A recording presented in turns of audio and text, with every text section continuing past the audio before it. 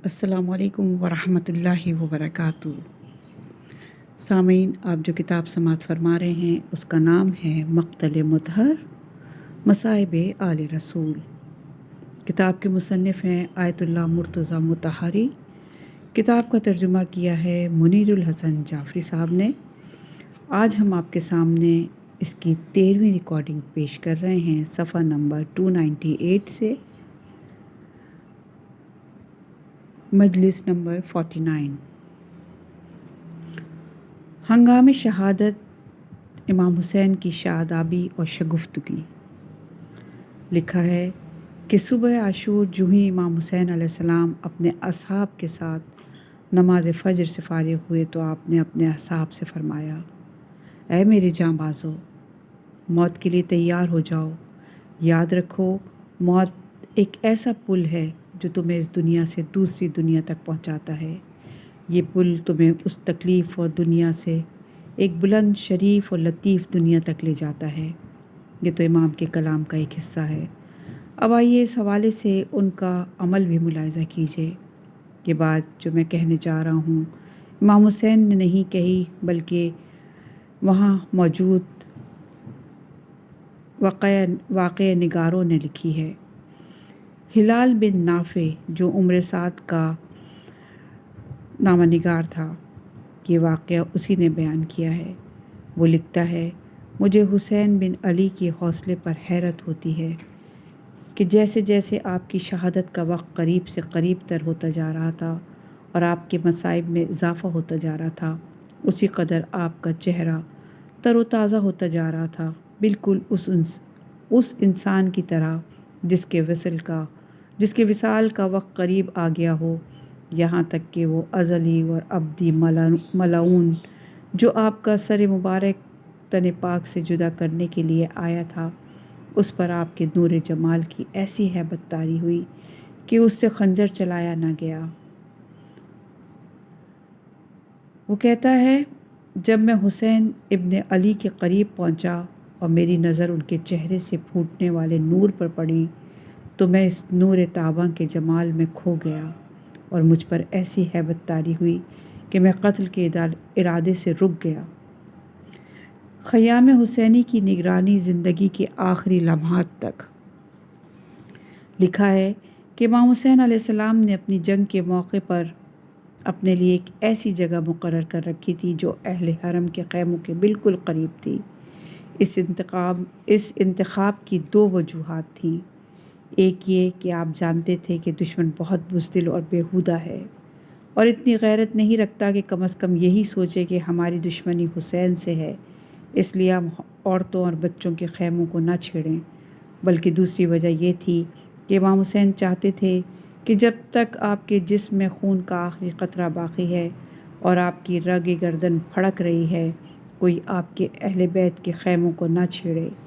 चुनाचे जंग के दौरान जब आप हमला फरमाते और दुश्मन आपके सामने से भाग जाते तो आप उनका ज़्यादा दूर तक पीछा नहीं करते थे, बल्कि अपनी जगह वापस पलट आते ताकि अहले हरम के ख़ैमों पर कोई हमला ना करे। मेरी ज़िंदगी में कोई ख़ैमे से बाहर ना आए। आप चाहते थे कि अहले बैत को मालूम होता रहे कि आप ज़िंदा हैं, लिहाजा आपने एक ऐसी जगह को मरकज़ बनाया हुआ था जहाँ से अहले हरम तक आपकी आवाज़ पहुँच जाती थी।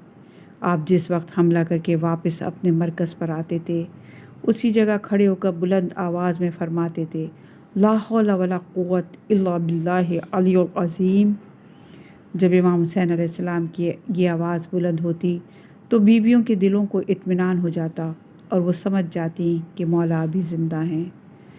इमाम ने अहले हरम से फ़रमाया था कि जब तक मैं ज़िंदा हूँ कोई बीवी ख़ैमे से बाहर ना आए। आप हजरात इस बात पर कि मौला की ज़िंदगी में कोई बीवी ख़ैमे से निकली हो हरगिज़ यकीन न किया करें। जैसा कि पढ़ने वाले पढ़ते हैं, ऐसा हरगिज़ नहीं था। मौला का हुक्म था कि मेरी ज़िंदगी में कोई बीवी ख़ैमे से बाहर ना आए। इमाम ने तो यहाँ तक अहले हरम से फ़रमाया था, देखो तुम्हारे मुँह से कोई ऐसी बात ना निकले जो तुम्हारे सवाब को ज़ाया कर दे। इत्मीनान रखो, तुम्हारा अंजाम बहुत अच्छा होगा। तुम्हें अशरार के शर से निजात मिलेगी اور خدا جلد تمہارے دشمنوں کو عذاب میں مبتلا کرے گا۔ بیویوں کو اس بات کی اجازت نہیں تھی کہ وہ باہر آئیں، پھر وہ خود بھی باہر آنے والی نہیں تھیں۔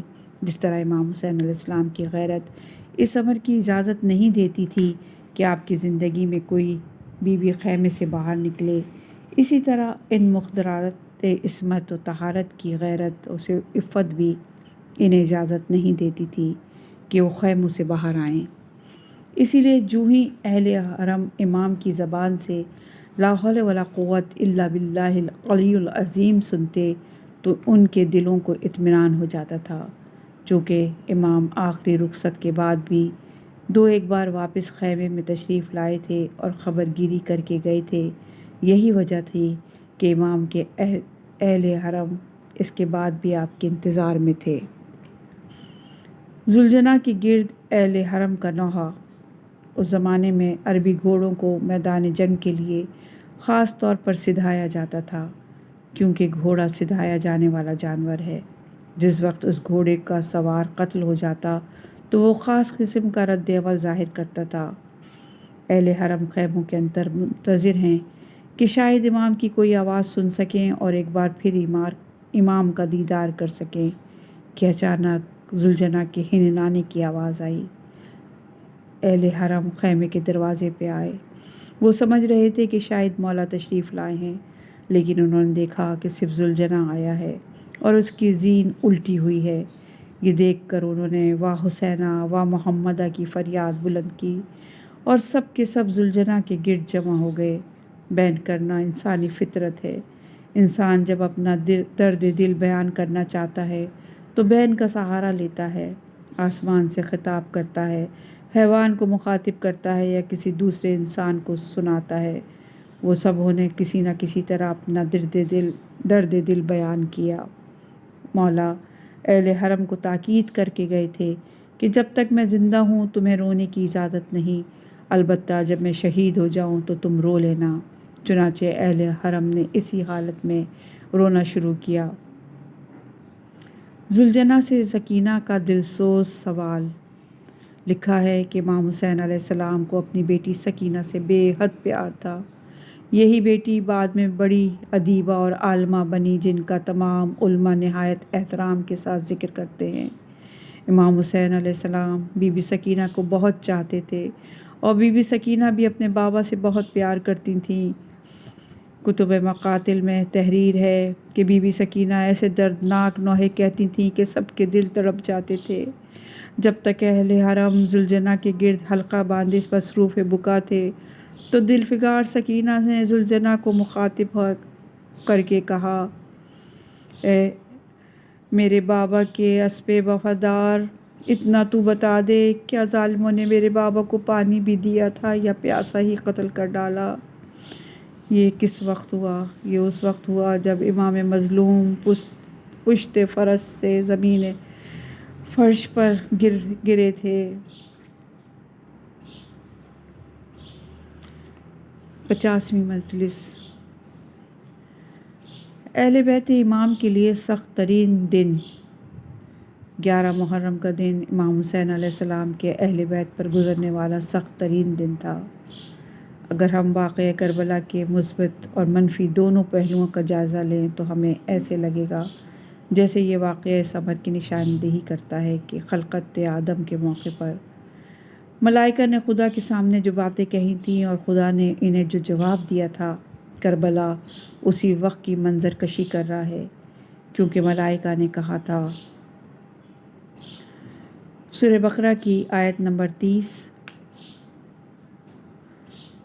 تخلیق بشر کے موقع پر بشر کی طینیت میں جس قدر برائیاں فرشتوں کو نظر آئی تھیں وہ سب کی سب کربلا میں ظاہر ہو گئی، جبکہ دوسری طرف خداوند قدوس نے جو یہ فرمایا تھا کہ اے میرے فرشتوں، تم نے معاملے کا ایک رخ دیکھا ہے، دوسرے رخ پر تمہاری نظر نہیں گئی، جو اس کا نورانی پہلو ہے، جو بشر کی فضیلت کا عکاس ہے۔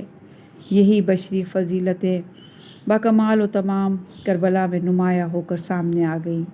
اس اعتبار سے میدان کربلا نہایت ہی حیرت انگیز میدان آزمائش دکھائی دیتا ہے۔ دشمن کی ثقافتیں۔ یزیدیوں نے کربلا میں ایسی ثقافتوں کا ارتکاب کیا کہ جن کی کوئی مثال نہیں ملتی یا بہت کم مثال ملتی ہے۔ مجموعی طور پر یہ کہنا شدید بجا ہوگا کہ ان کی ثقافتوں کی مثال ہی نہیں ملتی۔ ان ثقافتوں میں سے ایک ثقافت کسی جوان یا بچے کا اس کی ماں کی آنکھوں کے سامنے سر کاٹنا ہے۔ واقعہ کربلا میں 8 افراد کو، جن میں سے 3 بڑے اور 5 بچے تھے، ان کی ماں کی آنکھوں کے سامنے قتل کیا گیا یا ان کا سر کاٹا گیا یا ان کے جسم کے ٹکڑے ٹکڑے کیے گئے۔ شہادت علی اصغر۔ ان 8 شہیدوں میں سے ایک جناب عبداللہ تھے جو ہمارے درمیان شہزادہ علی اصغر کے نام سے مشہور ہیں۔ ان 8 شہیدوں کی مائیں کربلا میں موجود تھیں۔ امام حسین علیہ السلام کے اس طفل شیر خوار کی شہادت، جیسا کہ معتبر کتب مقاتل میں سے پتہ چلتا ہے، کہ خیمے کے سامنے ہوئی تھی۔ امام حسین خیمے میں تشریف لائے اور فرمایا، بہن زینب، میرے شیر خوار بیٹے کو لے آؤ تاکہ میں اس سے الوداع کہوں۔ لکھا ہے کہ جناب زینب بچے کو لے کر خدمت امام میں آئیں۔ امام نے بچے کو اپنے ہاتھوں پر لیا تاکہ اس کا بوسہ لیں۔ بچے کی ماں بھی در خیمے پر کھڑی یہ منظر دیکھ رہی تھی کہ عمر سعد کے اشارے سے ایک تیر آیا اور اصغر گلوبند کے گلے پر پیوست ہو گیا۔ دوسرے شہید جناب قاسم مالقہ تھے۔ آپ کی والدہ بھی کربلا میں موجود تھیں، لیکن حضرت علی اکبر کی والدہ جناب لیلہ کربلا میں موجود نہیں تھیں۔ اگرچہ مشہور یہی ہے کہ جناب لیلہ کربلا میں تھیں، لیکن حقیقت یہ ہے کہ ان کا نام واقعات کربلا کے ضمن میں کہیں نہیں آیا۔ جناب زینب خود کو حسین کا مقروض سمجھتی ہیں۔ کربلا میں جناب زینب نے اپنے فرزند اون ابن عبداللہ بن جعفر طیار کو اپنی آنکھوں کے سامنے شہید ہوتے دیکھا۔ عبداللہ بن جعفر طیار کے 2 بیٹے کربلا میں امام حسین کے ہمراہ آئے تھے اور دونوں شہید ہوئے تھے۔ ان میں سے ایک بیٹا جناب زینب کے بطن مبارک سے تھا۔ یہ طے شدہ بات ہے کہ جناب زینب کا ایک ہی بیٹا کربلا میں شہید ہوا تھا۔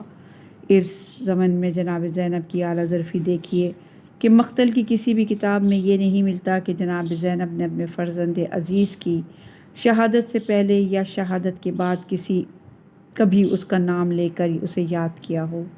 ایسا معلوم ہوتا ہے جیسے آپ اپنے بیٹے کا نام لینا چاہتی تو یہ سوچ کر رک جاتی ہیں کہ شاید ایسا کرنا بھائی حسین کی شان میں بے ادبی نہ ہو، یعنی بھائی حسین میرا بیٹا اس قابل ہی کب تھا کہ آپ پر قربان ہو۔ مثال کے طور پر حضرت علی اکبر کی شہادت کے موقع پر جناب زینب خیمے سے نکل کر دوڑیں اور پکاریں، ہائے میرا بھائی، ہائے میرا بھتیجا، لیکن کسی نے یہ نہیں دیکھا کہ جناب زینب نے اپنے بیٹی کی شہادت کے موقع پر ایسی بے تابی کا اظہار کیا ہو۔ فرزندان مسلم بن عقیل میں سے بھی ایک جوان کو اس کی ماں کے سامنے شہید کیا گیا تھا۔ وہ ماں امام علی کی صاحبزادی حضرت بی بی رقیہ تھی۔ یہ سارے شہید آل ابی طالب میں سے تھے۔ 2-3 شہیدوں کا تعلق اصحاب حسین سے ہے۔ ان میں سے ایک جناب عبداللہ بن عمیر کلبی ہیں، جبکہ دوسرے شہید وہ ہیں جن کے بارے میں یہ معلوم نہیں ہو سکا کہ وہ کس صحابی کے فرزند تھے۔ یہ دونوں شہید بھی وہ ہیں جنہیں ان کی ماؤں کی نظروں کے سامنے شہید کیا گیا، جن کے متعلق گزشتہ مجلسوں میں عرض ہو چکا ہے۔ وہ ماں جس کے سامنے نوجوان کا سر کاٹا گیا، ایک 10 سالہ بچہ جس کا تعلق خانوادہ اہل بیت سے تھا اور مجھے اس کا نام یاد نہیں رہا، امام حسین کی شہادت کے بعد قتل کیا گیا۔ شہادت امام مظلوم کے بعد جب خیموں میں ہلچل مچی تو یہ بچہ بھاگ کر باہر نکلا۔ مقتل کی عبارت اس طرح ہے کہ وہ بچہ بدحواسی کے عالم میں خیمے سے نکلا۔ یہ سب کیا ہو گیا؟ راوی کہتا ہے کہ میں یہ بات کبھی نہیں بھول سکتا کہ اس بچے کے دونوں کانوں میں بندے تھے اور اس کی ماں بھی قریب ہی کھڑی تھی کہ ایک ستمگر نے آگے بڑھ کر اس بچے کا سر قلم کر دیا۔ ایک اور بچہ جو امام حسین کے لیے دکھ اور حیرت کا باعث بنا وہ عبداللہ بن حسن تھا۔ امام حسن کا یہ بیٹا جس کی عمر 10 سال تھی اور جس کی ماں بھی کربلا میں موجود تھی، امام حسین کے زیر سایہ پلا بڑھا تھا۔ امام حسین کو بھائی کی اس نشانی سے بے پناہ محبت تھی کہتے ہیں جناب امام حسین علیہ السلام اپنی زندگی کی آخری لمحات میں نشیب قتل گاہ میں گرے ہوئے تھے۔ یہ بچہ خیمے سے نکل کر میدان کی طرف بھاگا۔ جناب زینب نے اسے پکڑ لیا، لیکن بچہ پھوپھی کا ہاتھ چھڑا کر یہ کہتے ہوئے خیمے سے نکل گیا، خدا کی قسم میں اپنے چچا کو ہرگز تنہا نہیں چھوڑوں گا۔ اس نے نشیب میں پہنچ کر خود کو امام حسین پر گرا دیا۔ سبحان اللہ، کیا شان صبر ہے! صبر حسین کتنا عظیم ہے! قلب حسین کس قدر مطمئن ہے! امام حسین علیہ السلام نے بچے کو اپنی آغوش میں لے لیا۔ وہ بچہ آپ سے باتیں کرنے لگا۔ اسی دوران ایک ظالم تلوار لیے قتل امام پر آمادہ ہوا تو اس بچے نے اس سے کہا، کیا تو میرے چچا کو قتل کرنا چاہتا ہے؟ جو ہی ظالم کی تلوار چلی، بچے نے اپنے دونوں ہاتھ آگے بڑھا دیے اور وہ دونوں ہاتھ کٹ گئے۔ بچے نے فریاد بلند کی، چچا جان میری خبر لیجئے۔ امام حسین نے ایک آہ بھری اور فرمایا، میرے بھائی کی نشانی، صبر کرو، تم جلد اپنے باپ اور دادا سے جا ملو گے۔ بسم اللہ و باللہ وعلی ملت رسول اللہ۔ مجلس نمبر 51۔ جناب زینب علیہ السلام بطور قافلہ سالار۔ تاریخ کربلا ایسی تاریخ ہے جس میں مرد و زن دونوں نے اہم کردار ادا کیا ہے۔ اس تاریخ میں دونوں کا اپنا اپنا حصہ ہے، مگر اس فرق کے ساتھ کہ مرد اپنے دائرے میں تھے اور خواتین اپنے دائرے میں تھیں، اور یہی اسلام کا معجزہ ہے، کیونکہ اسلام چاہتا ہے کہ جہنم کا خریدار نہ بنا جائے۔ آج کی دنیا بھی یہ بات تسلیم کرے کہ مرد و زن کا الگ الگ دائرہ کار ہے۔ اگر آج نہیں تو کل یہ بات تسلیم کر لی جائے گی۔ امام حسین علیہ السلام اہل حرم کو اس لیے کربلا میں لے کر آئے تھے کہ اس انمٹ تاریخ میں خواتین کا کردار نکھر کر سامنے آئے۔ وہ چاہتے تھے کہ اس عظیم تاریخ کو رقم کرنے میں جناب زینب صنف نسواں کے دائرے میں رہتے ہوئے قائدانہ کردار ادا کریں اور کسی حال میں اپنے مدار سے باہر نہ نکلیں۔ عصر عاشور کے بعد جناب زینب کا کردار نمایاں ہونا شروع ہوتا ہے۔ اب وہی اہل حرم کی قافلہ سارا نظر آتی ہیں، کیونکہ اس وقت مردوں میں صرف امام سجاد زندہ تھے جو شدید بیمار تھے اور آپ ان کی نگہداشت کر رہی تھیں۔ ابن زیاد کا حکم تھا کہ اولاد حسین میں سے کسی بھی مرد کو زندہ نہ چھوڑا جائے۔ اس حکم پر عمل درآمد کرنے کے لیے امام سجاد کو قتل کرنے کی بار بار کوشش کی گئی، لیکن پھر دشمن نے خود ہی یہ بات بھی کہی کہ یہ تو خود مر رہا ہے، ہم اسے کیا ماریں گے۔ تاہم یہ بھی امام حسین علیہ السلام کی نسل پاک کو باقی رکھنے کے لیے خدائے بزرگ و برتر کی ایک حکمت اور مصلحت تھی۔ ہمیں قتل گاہ کے قریب سے گزارا جائے۔ 11 محرم کی عصر کو اہل حرم کو قیدی بنا کر ایسی سواریوں، اونٹوں یا خچروں یا دونوں پر بٹھایا گیا کہ جن کی کاٹھیاں لکڑی کی تھیں، ان کو اجازت نہیں تھی کہ ان کاٹھیوں پر کپڑا ڈال سکیں، کیونکہ اس طرح لشکر جفاکار انہیں زیادہ سے زیادہ اذیت پہنچانا چاہتا تھا۔ اس موقع پر اہل حرم نے کہا، تمہیں خدا کی قسم ہے، ہمیں قتل گاہ حسین کی طرف لے چلو تاکہ ہم گنج شہیداں میں سے اپنے عزیزوں کو آخری بار الوداع کہیں۔ بھائی کی لاش پر بی بی زینب کا بیان۔ قیدیوں میں صرف امام سجاد تھے جن کے پاؤں ان کی بیماری کی وجہ سے سواری کی پیٹھ سے باندھ دیے گئے تھے، جبکہ دوسرے قیدی سواریوں پر بیٹھے تھے۔ چنانچہ جب یہ لوگ قتل گاہ میں پہنچے تو انہوں نے بے اختیار اپنے آپ کو سواریوں سے زمین پر گرا دیا۔ جناب زینب امام حسین کی لاش کے قریب پہنچی تو انہوں نے بھائی کو اپنے ایسی حالت میں دیکھا جس میں پہلے کبھی نہیں دیکھا تھا۔ جناب زینب نے دیکھا کہ بھائی کا جسم بے کفن پڑا ہے اور جسم پر سر بھی نہیں ہے۔ چنانچہ جسم میں بے سر سے مخاطب ہو کر بولیں، تیرے قربان جاؤں بھائی، تم صدمے سے اٹھا کر دنیا سے چلے گئے، تم صدمے اٹھا کر دنیا سے چلے گئے، تم پیاسے ہی جہاں سے گزر گئے۔ اس کے بعد آپ نے بیان کیا کہ دوست و دشمن سب کو رلا دیا۔ بی بی زینب کی ذمہ داری۔ اگرچہ امام حسین علیہ السلام کے سوگ کی پہلی مجلس جناب زینب نے قائم کر دی تھی، تاہم آپ اپنی ذمہ داریوں سے بھی غافل نہیں تھیں۔ امام سجاد کی دیکھ بھال آپ کی ذمہ تھی، چنانچہ آپ گاہے بگاہے ان کے چہرے کی طرف دیکھتی رہتیں۔ جب آپ نے دیکھا کہ امام حسین کی سربریدہ اور بے کفن لاش کو دیکھ کر امام سجاد کی حالت بگڑ گئی ہے اور یوں لگ رہا تھا کہ بس ان کی جان نکلی جائے گی، تو آپ بھائی کی لاش کو چھوڑ کر فوراً امام سجاد کے پاس آئیں اور کہنے لگی، اے میرے بھائی کی نشانی، تمہاری یہ کیا حالت ہو گئی ہے؟ لگتا ہے جیسے تمہارے جسم سے روح پرواز کرنے والی ہے۔ امام سجاد نے نحیف آواز میں فرمایا، پھوپھی اماں، اپنے عزیزوں اور رشتہ داروں کی لاشیں دیکھ کر مجھے کیوں کر اذیت نہ ہو۔ ان حالات میں جناب زینب نے امام سجاد کو تسلی دی۔ ام ایمن سے منقول حدیث۔ ام ایمن نہایت ہی جلیل القدر بی بی ہیں۔ آپ بی بی خدیجۃ الکبریٰ کی ظاہراً کنیز تھیں اور بعد میں آپ کو آزاد کر دیا گیا تھا۔ آزادی کے بعد بھی وہ کاشان نبوت میں رہتی تھیں۔ حضرت نے ان کی بہت عزت کیا کرتے تھے۔ ام ایمن وہ عظیم بی بی ہیں جنہوں نے کاشان نبوت میں ایک طویل عرصے گزارا۔ انہوں نے بی بی زینب کو رسول اللہ کی ایک حدیث سنائی تھی۔ بی بی زینب یہ حدیث سن کر اپنے بابا حضرت علی علیہ السلام کے پاس تشریف لائی تھیں تاکہ اس حدیث کی تصدیق کرا لیں۔ یہ حضرت امیر المومنین کی خلافت کے آخری ایام تھے۔ جناب زینب نے عرض کی، بابا جان، میں نے ام ایمن سے یہ حدیث سنی ہے۔ پھر آپ نے وہ حدیث بیان کی۔ جناب امیر المومنین نے حدیث سن کر فرمایا، ام ایمن نے بالکل صحیح حدیث سنائی ہے۔ بی بی زینب نے امام سجاد کو تسلی دیتے ہوئے یہ حدیث اس وقت سنائی جب ان کی حالت غیر ہو رہی تھی۔ اس حدیث میں ہے کہ واقعہ کربلا اپنے دامن میں ایک نقطہ لیے ہوئے ہے، لہٰذا تم ان حالات کو دیکھ کر یہ نہ سمجھ لینا کہ تمہارے بابا مارے گئے اور ختم ہو گئے۔ نہیں میرے بھتیجے، ایسا ہرگز نہیں۔ ہماری جد کی حدیث یہ ہے کہ آج جس جگہ حسین کا بے کفن لاشا نظر آ رہا ہے، کل اسی جگہ اہل ولا قبر حسین کا طواف کیا کریں گے۔ بیاں سر شہادت کی اگر تفسیر ہو جائے، مسلمانوں کا قبلہ روضہ شبیر ہو جائے۔ قیدیوں کا قافلہ کوفے میں۔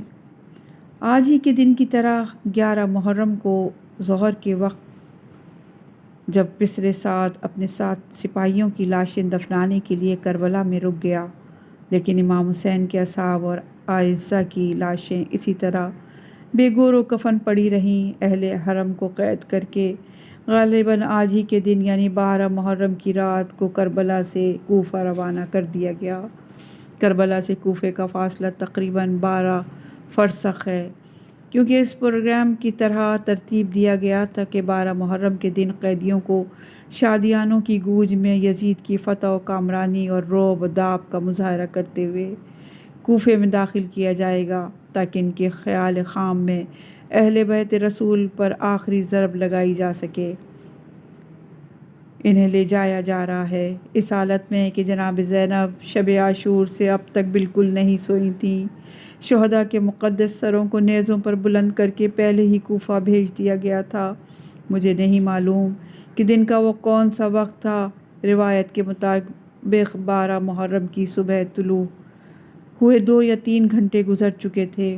ادھر اہل حرم کوفہ میں داخل ہوئے، ادھر یہ حکم جاری ہوا کہ شہداء کے کٹے ہوئے سر قیدیوں کے استقبال کے لیے لے جائے جائیں تاکہ وہ سر بھی قیدیوں کے ساتھ دربار میں لائے جائیں۔ اس وقت اہل حرم کی جو حالت تھی وہ الفاظ میں بیان نہیں کی جا سکتی۔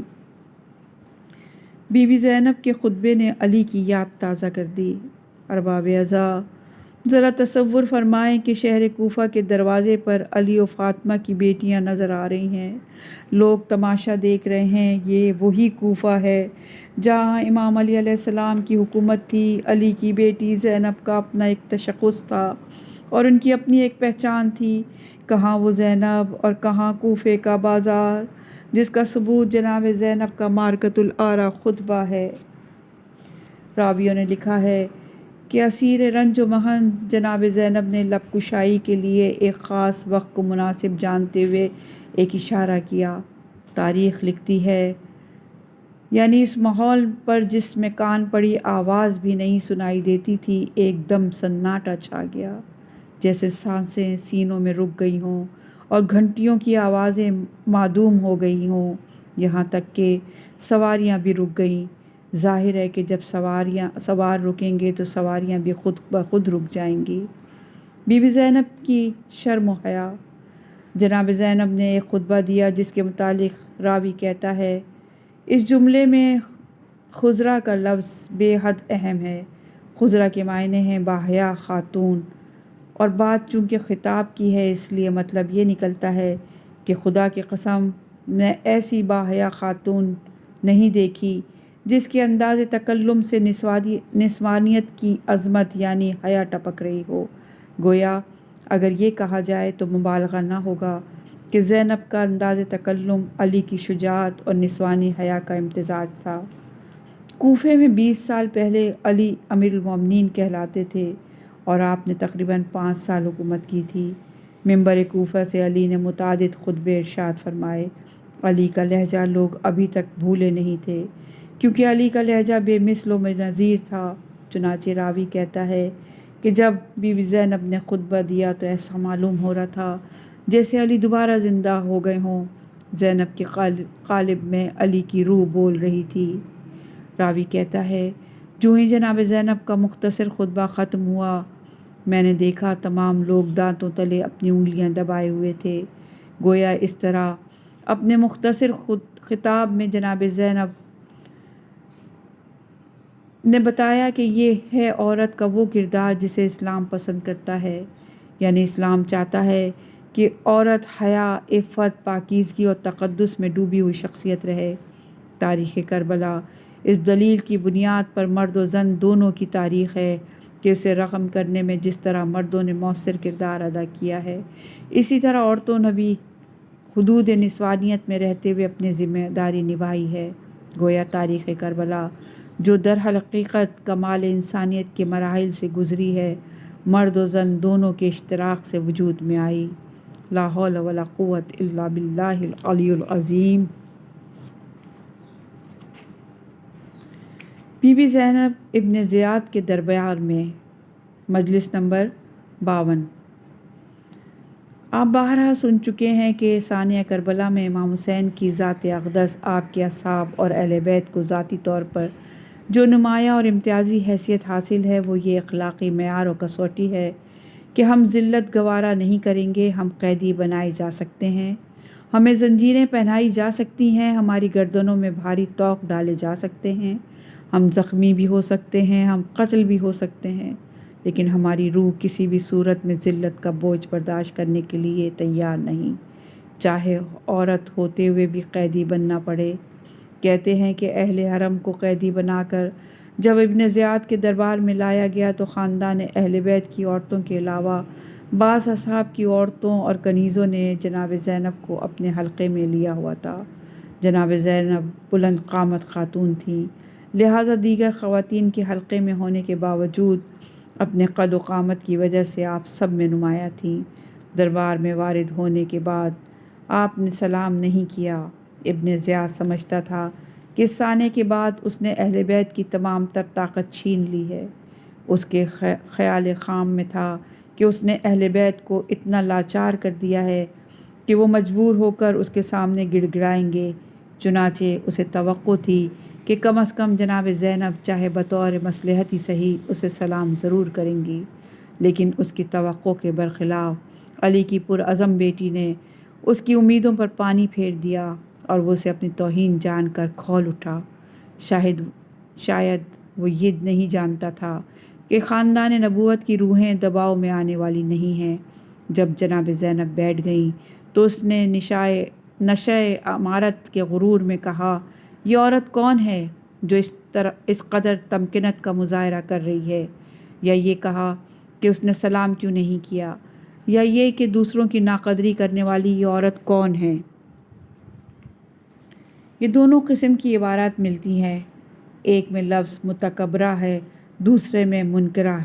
کسی نے ابن زیاد کو کوئی جواب نہیں دیا۔ اس نے یہی سوال دہرایا مگر کوئی جواب نہیں ملا۔ تیسری یا چوتھی بار جب اس نے پوچھا تو یہ ایک عورت نے کہا، یہ علی بن ابی طالب کی بیٹی زینب ہے۔ ابن زیاد نے لوگوں کو دھوکے میں مبتلا کرنے کے لیے کہا، یہ جملے بڑے معنی خیز ہیں، یعنی خدا کا شکر ہے کہ اس نے تمہیں رسوا کیا، موت کے گھاٹ اتارا اور تمہارے جھوٹ کا پردہ چاک کیا۔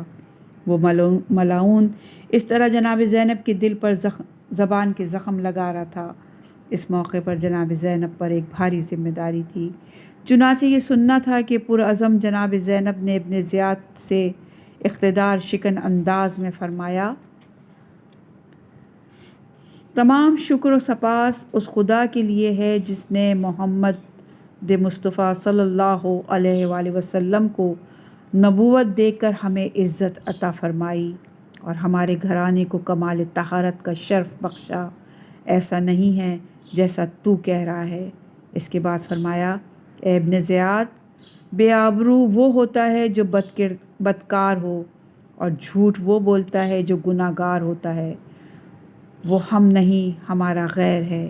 جھوٹ بولنا اہل حقیقت کا شیوا نہیں، جھوٹ ہم سے کوسوں دور ہے۔ اے پسر مرجانہ، خدا تجھے غارت کرے۔ یہ سنتے ہی ابن زیاد کی آنکھوں میں خون اتر آیا۔ وہ چٹیالے ناک کی طرح پھنکار کر بولا، تم میں اب بھی دم خم باقی ہے؟ اتنا کچھ ہو جانے کے بعد بھی تم اسی طرح بول رہے ہو، اب بھی اپنی بات پر قائم ہو؟